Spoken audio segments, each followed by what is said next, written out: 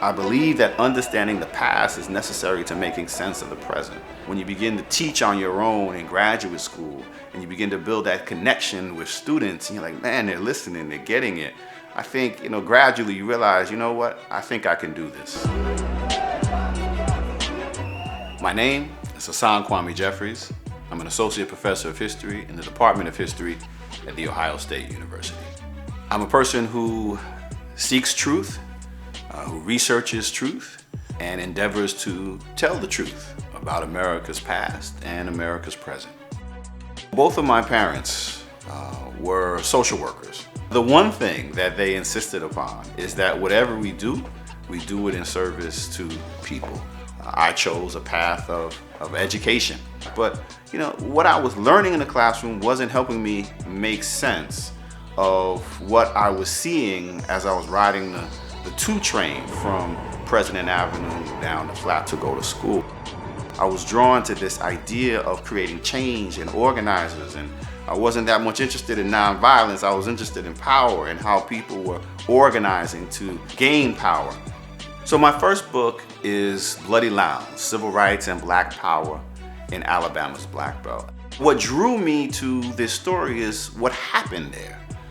At the start of 1965, in a county that is 80% African American, there was 0 registered black voters, 0. I mean, political exclusion was absolute.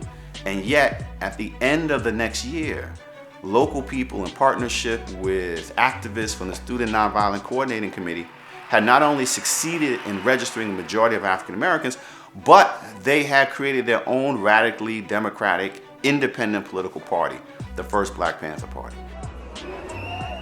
When the National Civil Rights Museum in Memphis, Tennessee reached out, and they said that they're doing a renovation of their museum and that they wanted me to be a part of it. This is going to take me in a different direction than what I had imagined. But I also realized that with 400,000, 500,000 visitors a year coming through the National Civil Rights Museum, that I would be able to have a greater influence on how these folk understood the civil rights movement and the Black freedom struggle by working on the exhibitions and crafting and shaping that than I ever could with anything that I ever wrote or published. So too often we go from civil rights and Black power, and now we'll jump from that all the way to Barack Obama, but we may listen to some hip hop songs in the middle. One of the projects that I'm working on is looking at the Black experience in New York City from the late 1970s to the early 1990s. I mean, not only do we have the birth of hip hop, but we have student organizing through anti-apartheid. We have the rise of a new class of Black both intellectuals with Afrocentrism, but also Black elected officials. What comes after civil rights and Black power, and what comes before the turn of the century?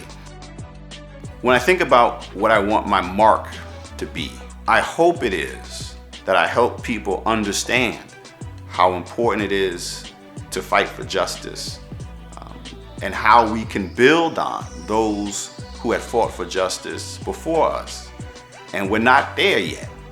And so looking back, if somebody is able to say, he tried to help us make a difference, then I think I will have done what I was sent here to do.